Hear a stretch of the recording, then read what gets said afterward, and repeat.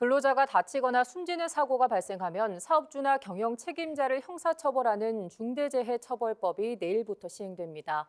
지역의 철강과 제조업 그리고 건설 현장도 비상인데 안타까운 사고를 예방하는 데 이 법률이 어떤 역할을 할지 관심입니다. 동부지사 연결합니다. 박영훈 기자. 네, 포항입니다. 네, 철강 도시인 포항은 현장 산업이 많다 보니 중대재해처벌법의 영향을 많이 받을 것 같은데요. 이 법 시행 초기 혼란 우려와 함께 보완책 마련이 필요하다는 목소리도 나오고 있다고요. 네, 중대재해처벌법은 예방이 안 되니 처벌 수위를 높여서라도 산업재해를 줄이자는 일종의 극약 처방입니다. 근로자들은 여전히 산업 현장에서 위험에 노출된 채 일을 하고 있고 크고 작은 인명사고가 끊이지 않고 있습니다. 다치거나 목숨을 잃는 안타까운 사고를 예방하는 데 중대재해처벌법이 제 역할을 하기 위해서 어떤 보완책이 필요한지 취재했습니다.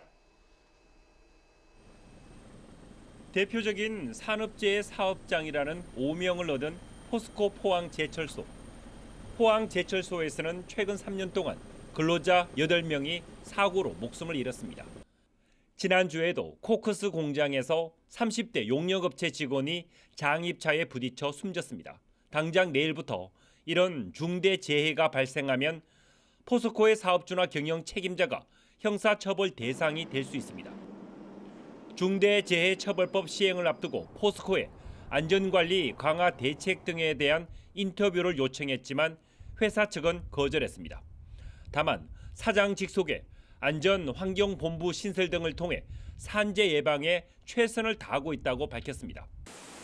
포스코 근로자들은 제철소 작업 환경이 여전히 사고의 위험을 안고 있다고 지적합니다. 중대재해처벌법 도입 등으로 사고 예방 대책이 강화된 건 사실이지만 현장에서는 아직도 안전보다 작업 효율이나 이윤을 먼저 따질 수밖에 없다는 겁니다.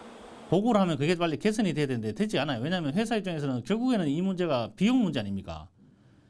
그 문제가 간단한 문제라면 해결이 되겠지만은 상당한 위험이 있는데도 불구하고 거기를 개선했을 때 이제 기업에서는 이제 돈이 많이 들어간다든지 이렇게 리스크가 들어갈 때는 좀 차일피일 미루죠.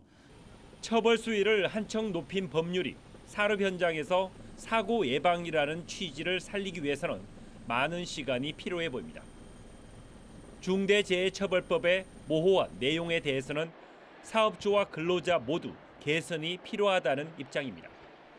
특히 중소기업들은 처벌을 면할 수 있는 표준화된 안전수칙이나 매뉴얼이 없어 무엇을 어떻게 대비해야 할지 혼란스럽다고 지적합니다.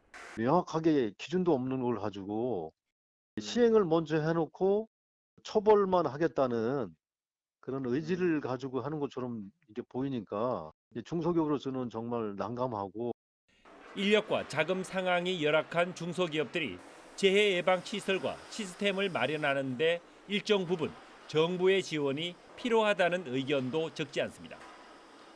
한국의 근로자 10,000명당 사망사고 비율은 일본의 3배, 영국의 10배에 이릅니다. 후진국형 산업재해를 줄이기 위해서는 중대재해처벌법에 실효성 있는 보완책이 필요합니다.